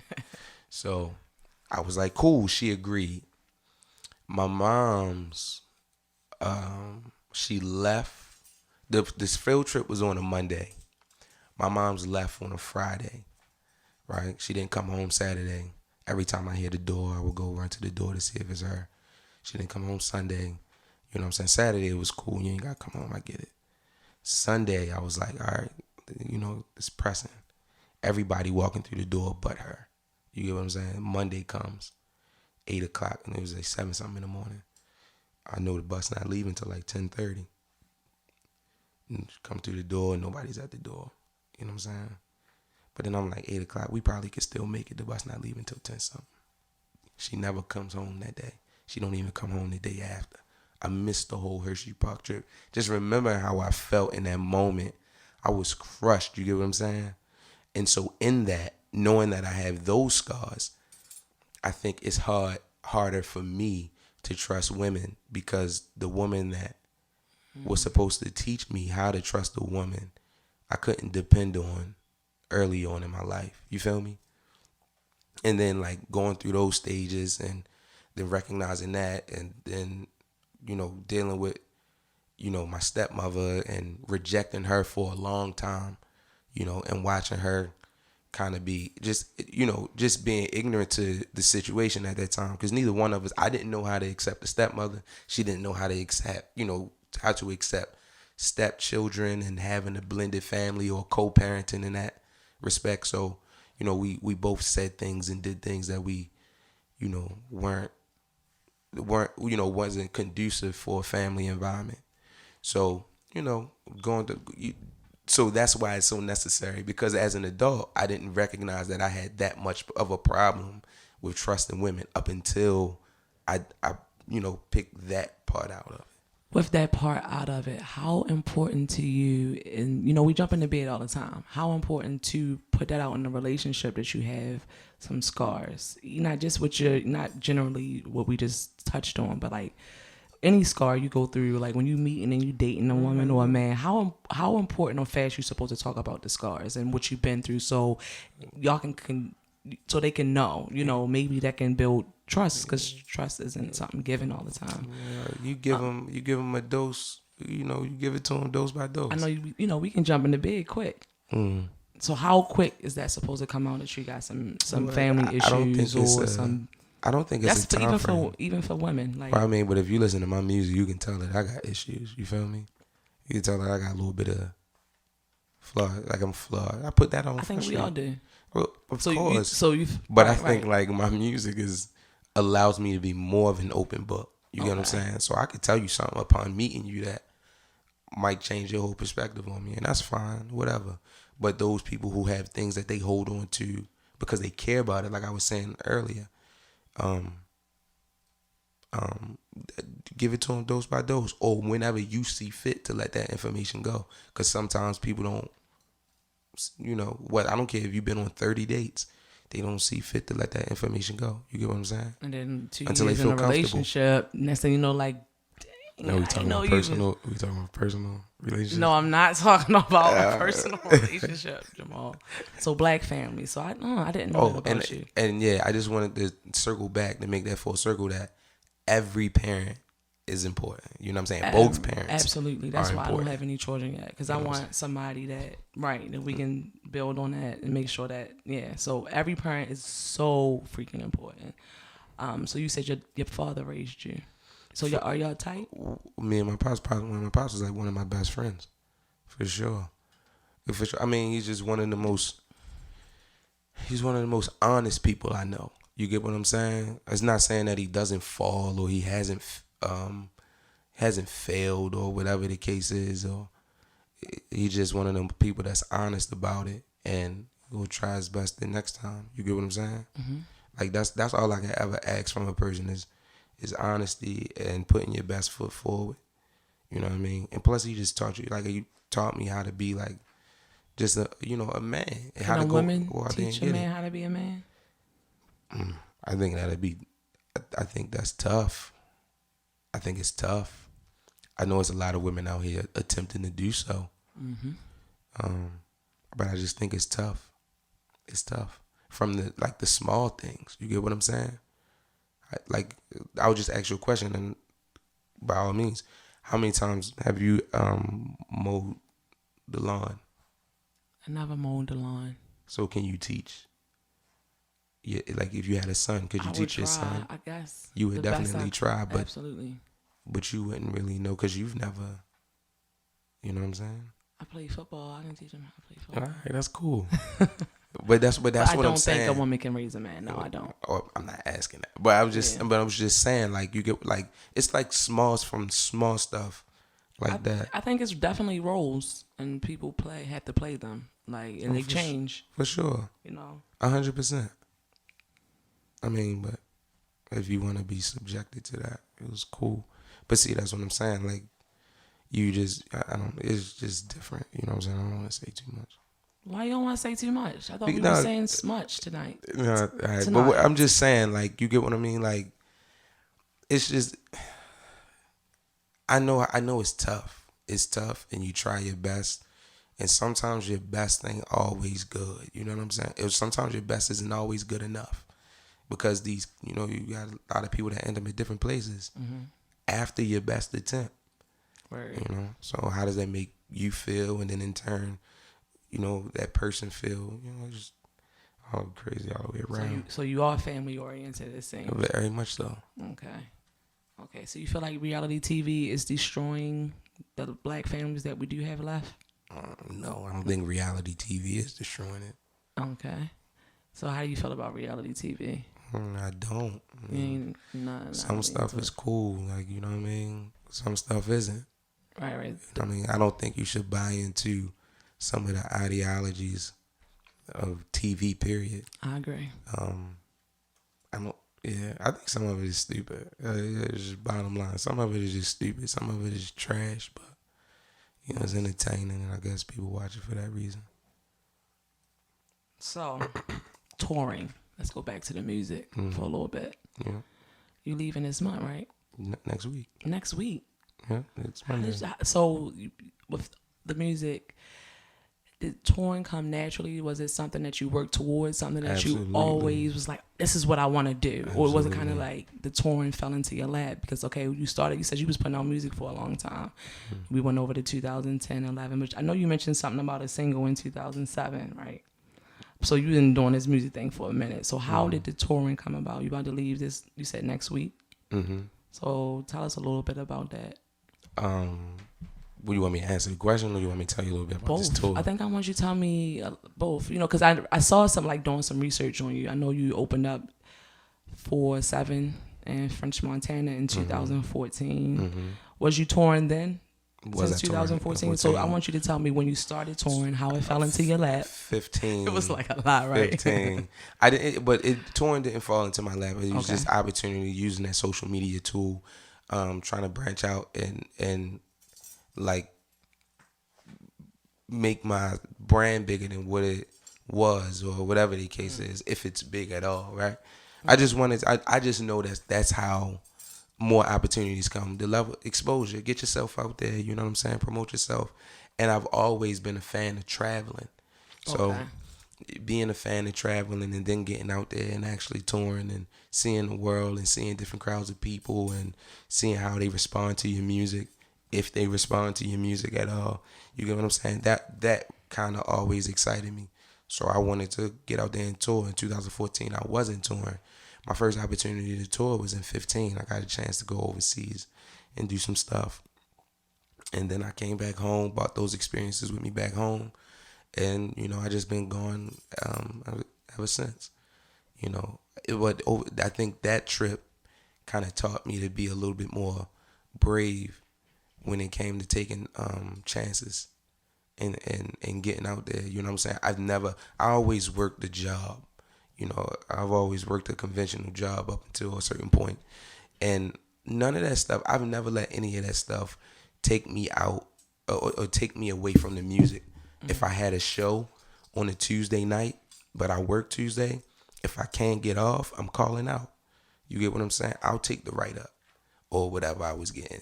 I don't think anything should get in front of your craft or the thing that you're doing. I don't think I think that's the lowest form of a cop out that you could have, unless it's genuinely an emergency. You know what I'm saying?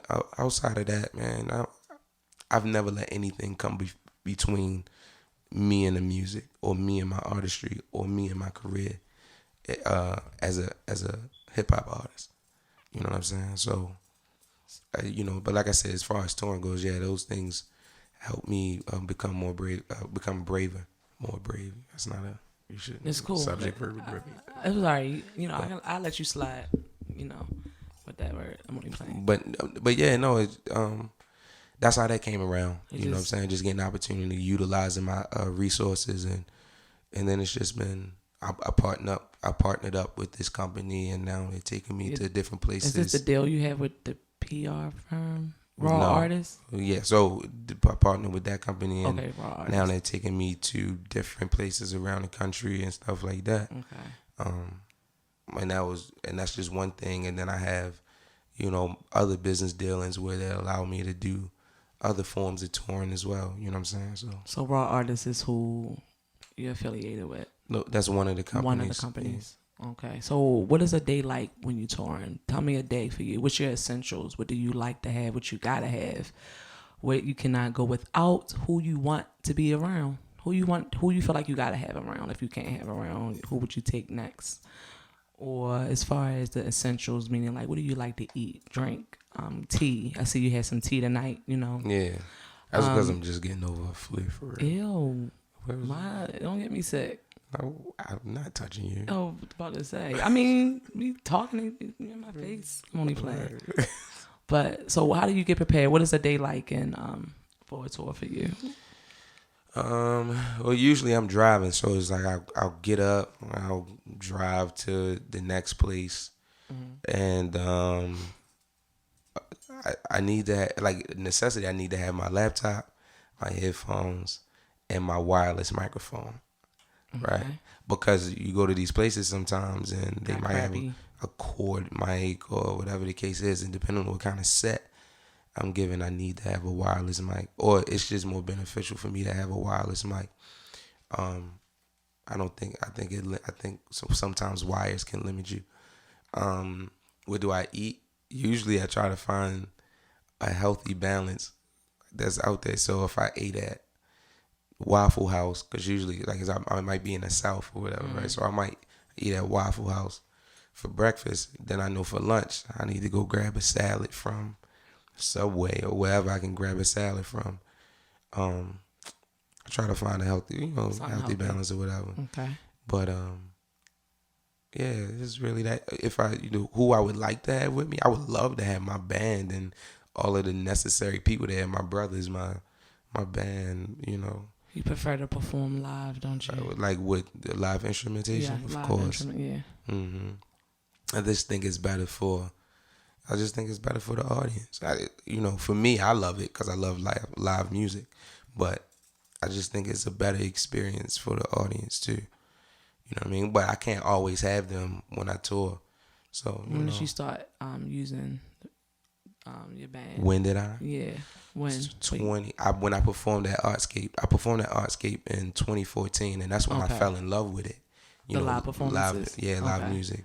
And then in 2015, I got with the Gift Band, right? Yeah, gift band. I got with the gift band, and they played my show at the Creative Alliance over there on Patterson. Okay. And I was just like, this is what I need anytime I do a show in Baltimore, or wherever the case is, or wherever I can get them. And under the gift band umbrella, I was able to form my own band called the Collective.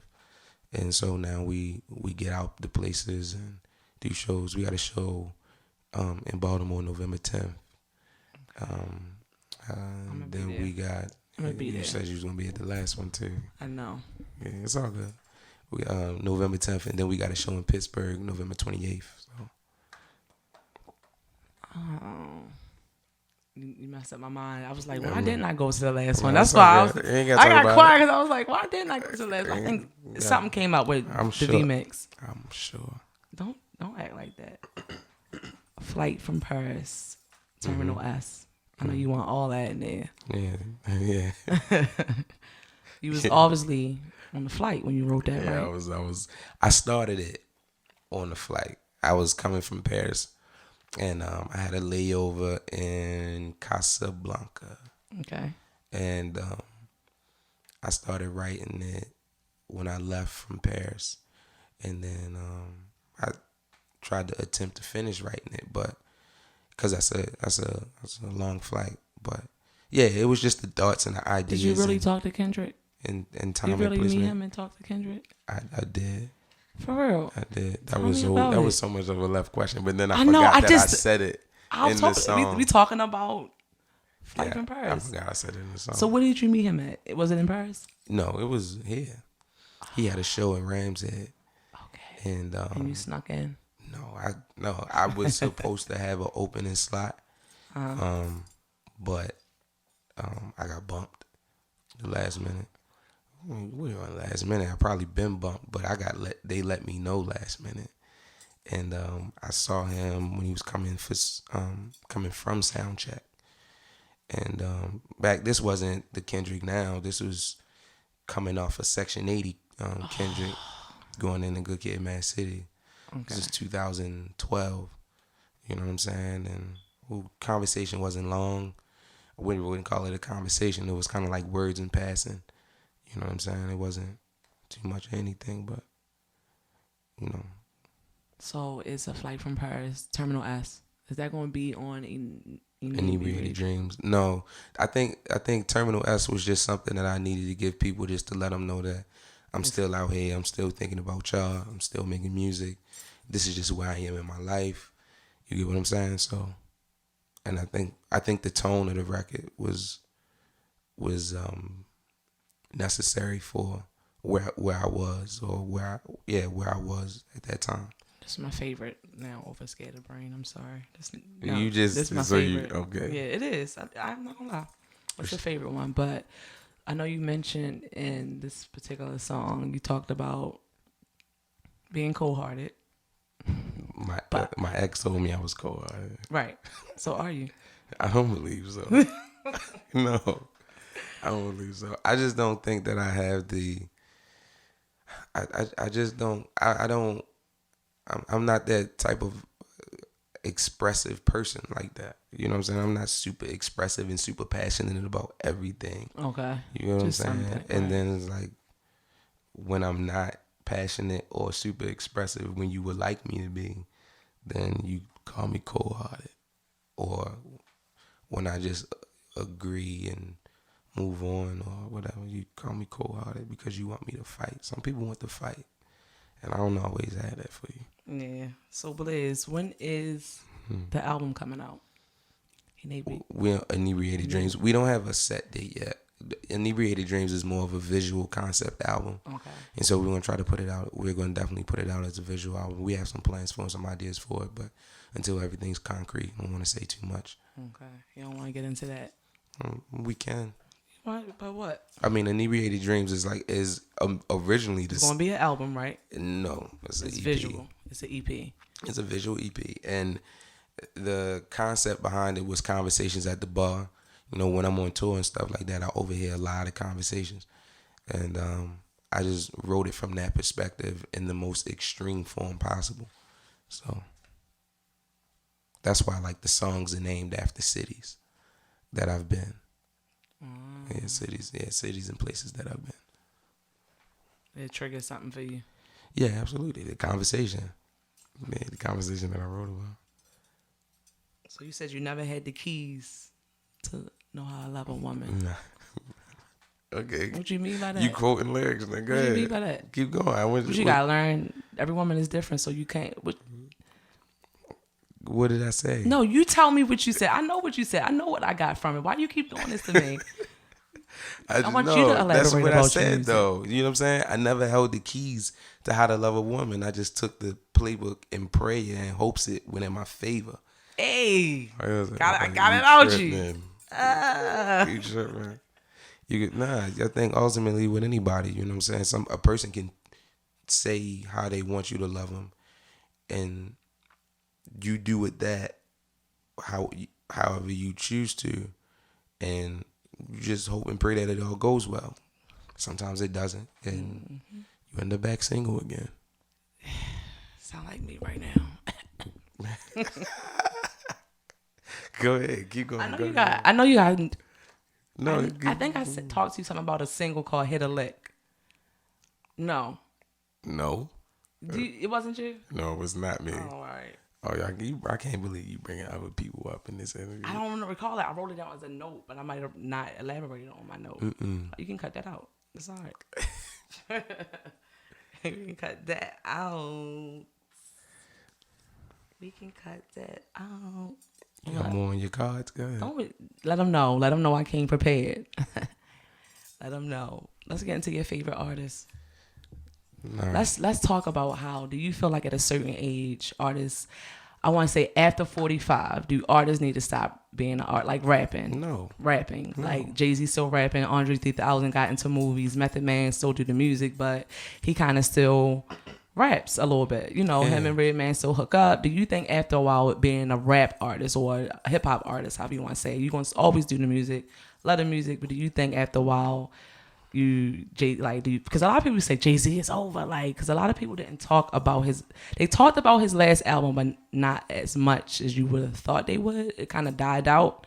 So do you think artists after a certain age need to kind of like cut it? We only talk about a lot of things for a certain time. Then It dies out. You know what I'm saying? It's just what it is. You know, Jay and the 444 album got a lot of press and started a lot of conversation. And I think that's all you can ask for at a certain point, you know what I'm saying, from people. I think that's why you put out albums and you put out content, period. You know, kind of start a conversation or to entertain, whatever may have you. And, but no, I don't think it should be a time limit on when you should stop rapping. You know what I mean? You do what you want at the end of the day. You don't get into this and be like, you know, I'm going to stop rapping at 40 because 40-year-old rappers is... That's crazy. I think Andre 3000 said kind of like he didn't want to be in his. Like, yeah, I heard in his record that he said something like that, but or something to that effect. And I don't want to misquote him, but I mean that's his preference. You know what I'm saying? Willie Nelson's still out here, but you know, being a country artist, rock and roll artist. You know what I'm saying? Why can't we do it? All right, because you know. Why can't we do it? We still love Big Daddy Kane and Rakim, and you know, we still love those guys. I would still like to see him. Okay. Thoughts on Kanye? You're not gonna speak on my man? I don't really have too many thoughts on him. So what about the statement that I don't feel like it was communicated well? Slavery being a choice. I agree with you. What? That I don't think it was communicated well. Okay. I definitely felt that he was saying slavery could definitely be mental. You know, you can have mental slavery. That's what I thought. I mean, it could have went that way. Yeah, it don't have to be that, but yeah, I can agree to that. Okay, but I don't think we don't exactly know what he was saying, but it wasn't. I can agree to slavery can be mental. No, not slavery from an African American perspective or what we went through when we came over to this country perspective. No, but I'm just talking about a mentality. You can have a slave mentality. Yeah, absolutely. But that's but that's the only thing. You really no thoughts on Kanye? Nope. You haven't listened to his recent album? Yeah, I listened to it. No thoughts. It was cool. It was cool. Hey. No thoughts. No. Mm-mm. Those who know, see, this is why, because those who know me know how I feel about Kanye West. So I want to get to know you. That's why we talking, right? yeah. Well. So how you really feel about Kanye West? So cold hearted.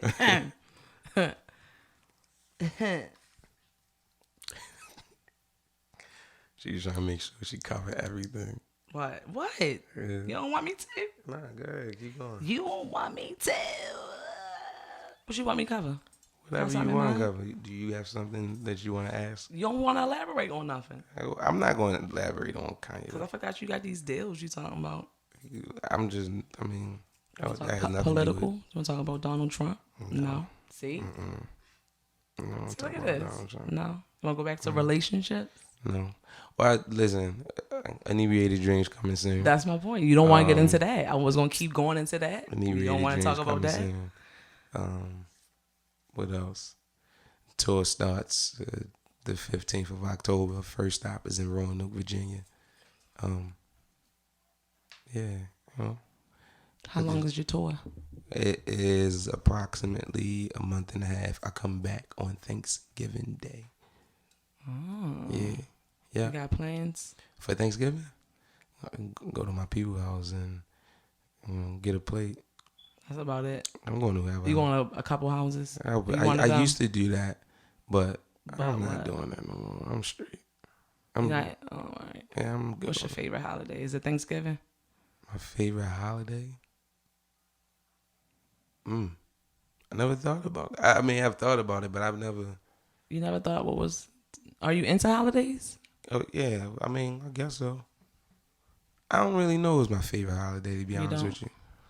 I like this. I like the feel of Christmas. The holiday in itself isn't, you know what I mean? I mean, it holds significance from a biblical perspective for me and a religious perspective for me. But it doesn't, not Christmas Day, and it like the pageantry of Christmas Day isn't, you know, whatever. But the feel of the holidays, where everybody outside and shopping and they looking for this. And, you know, I'm really not I mean, I like that. I like when that? You know, because when it's somebody, you know, what is that Christmas cheer or whatever. You know what I'm saying? Somebody might speak to you that you ain't never thought to speak to you. So I know you just brought up biblical religion and stuff like that. You want to get into God? No. No. Well, we know you believe in a higher power, right? Yeah, I believe in God. I believe in Jesus Christ. That's why I personally believe in that. Okay. Yeah. All right. But we can leave it there. We can leave it there. Yeah. Okay. All right. You want? But that's another thing too with this album. What To Whom It May Concern. To Whom It May Concern. Okay. I've always, like, in making music, I've always wanted it to be like, I don't necessarily think that rap is my end all to be all. You get what I'm saying? It seemed like you're more into writing.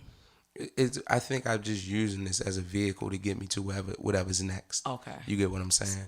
And then my music has always been to help or try to help somebody find something deeper within themselves, to connect with something deeper than themselves. You get what I'm saying?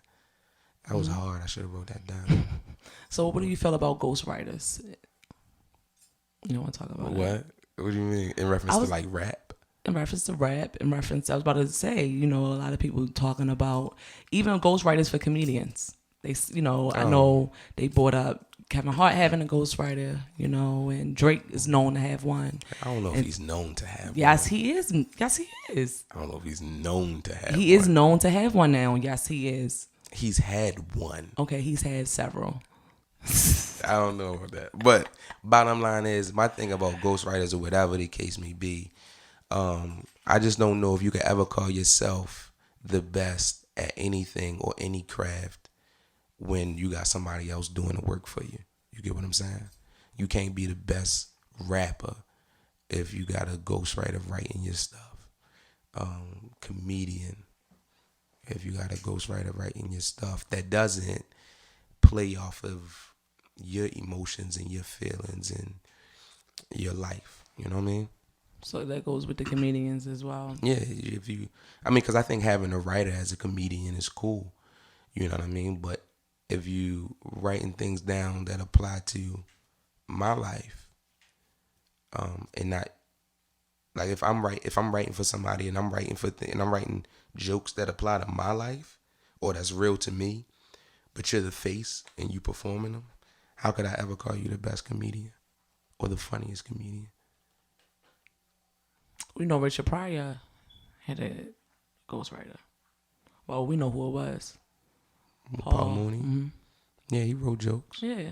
So you saying Richard not Richard? No, he's definitely still Richard. Yeah. But I mean.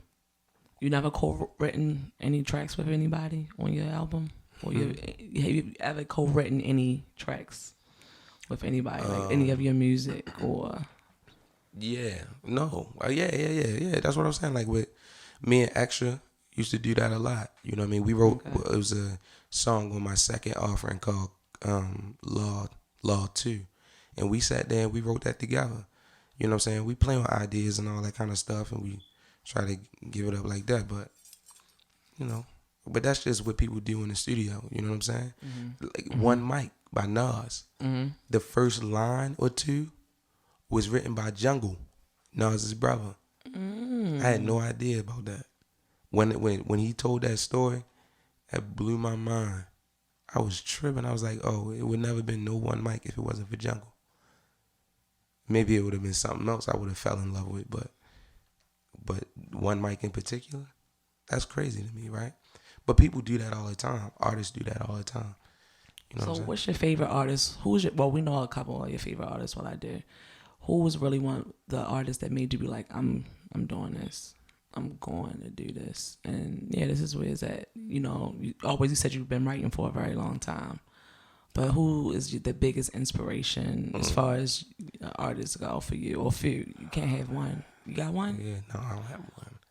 It's a lot. I would say, I just say this.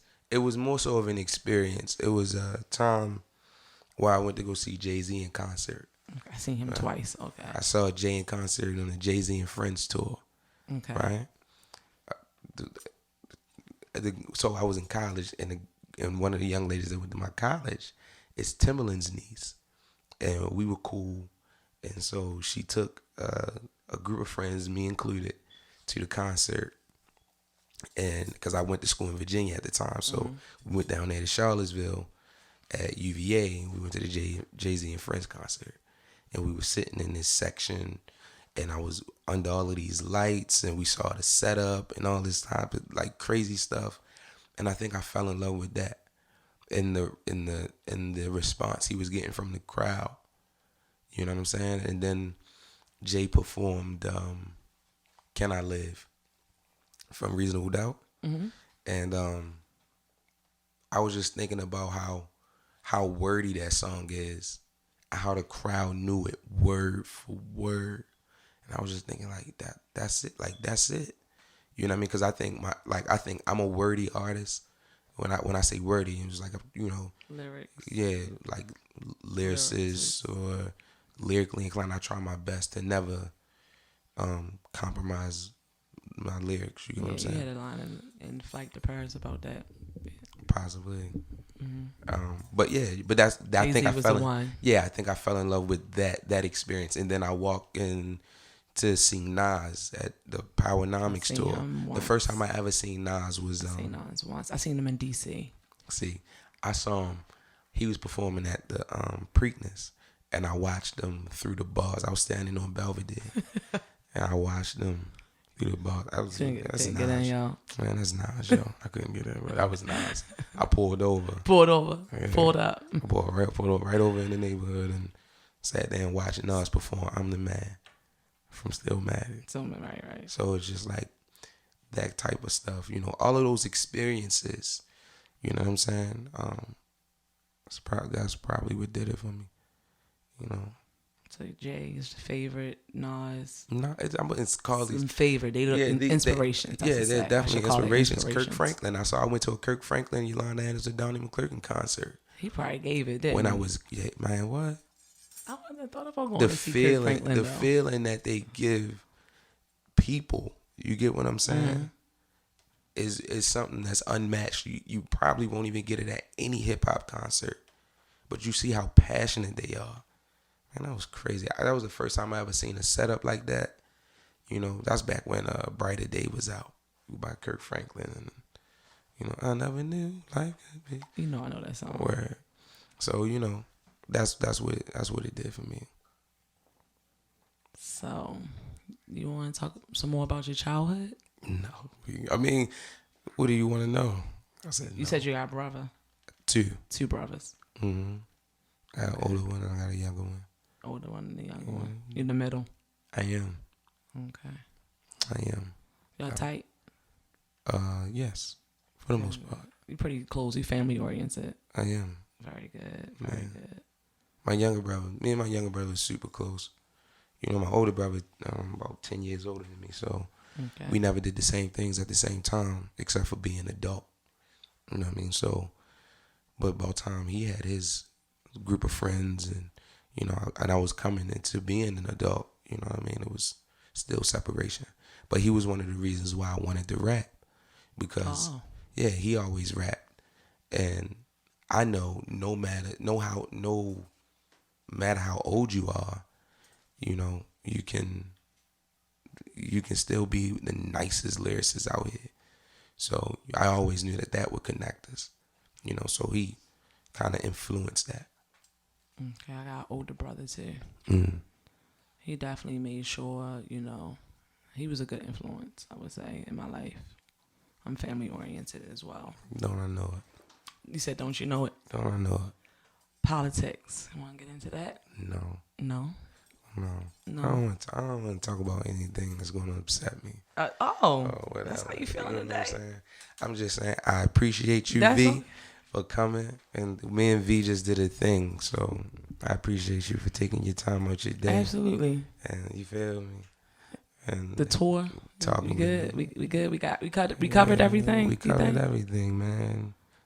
And think so? Listen to the Vmix and stuff. You know? Yeah, I appreciate you taking time with your busy yes, schedule. I'm very busy. So no, I'm not. Of course, you made sure you came to my show every Saturday in July of 17 and supported me. We had great topics. Yeah. Good combo. Yep. It was real good.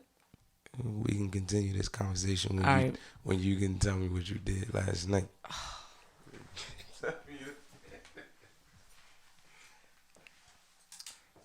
We went over an hour already? For real? So you see that? So he got the